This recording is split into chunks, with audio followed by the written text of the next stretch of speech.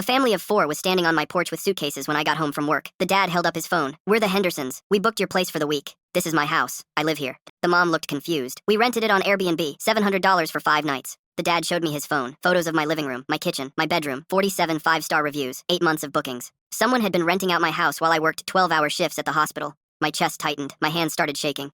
I let the Hendersons use my bathroom while I scrolled through the listing. The host was named Michael T. The writing style was distinctive, lots of exclamation points. Always signed off with cheers. I knew exactly who wrote like that. Lisa, my ex-girlfriend. We broke up 2 years ago. She moved out, but she knew my schedule. She knew the neighborhood. She knew I hid a spare key under the flower pot. I found the lockbox hidden in my bushes, a welcome mat I'd never bought, a Wi-Fi password card tucked in a kitchen drawer. She'd been running a business out of my home for 8 months, $40,000. While I was at work, I could have called the police, let them trace the bank account, arrest her at her apartment, but I wanted her to know exactly who caught her. The next morning, I called in sick to work, then I booked my own house. The Airbnb calendar showed availability from 9 a.m. to 6 p.m., weekdays only. My exact schedule, I booked for Thursday, $300 for 1 night. Lisa accepted immediately. "So excited to host you. The house is absolutely perfect for a relaxing getaway. Cheers."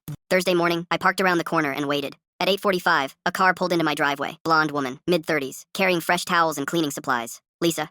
She let herself in with a key, started cleaning my kitchen, fluffing my pillows, setting out her little welcome basket. I texted her from the Airbnb app, running a few minutes early. "Hope that's okay." "No problem at all. I'll have everything ready. See you soon. Cheers." I walked up to my own front door, knocked. Lisa opened it with a huge smile. "Welcome, you must be." Her face froze. "Hi, Lisa," I said. She tried to slam the door. I caught it with my foot. "Interesting side hustle," I continued, pushing inside. "Renting out my house, $40,000, 8 months. Marcus, I can explain. You told the neighbors you were my sister. You set up a lockbox in my bushes. You've had strangers sleeping in my bed." She backed toward the kitchen. "You weren't using it during the day. It was just sitting there empty. It's my house, Lisa. I have expenses, student loans, credit cards. You never helped me when we were together. So you stole my home." Her eyes darted toward the back door. "I wouldn't," I said. "Detective Chen is out there. She's been watching since 8:30. Lisa's face went white. The front door opened behind me. 2 officers walked in. "Lisa Callahan?" one of them said. "You're under arrest for breaking and entering, fraud, theft of services, and criminal trespass." They cuffed her in my living room. She was crying now, mascara running. "This is entrapment," she sobbed. "You can't do this." "I didn't entrap you," I said. "I booked a vacation rental. You're the one who showed up to my house with a key you shouldn't have." They started walking her toward the door.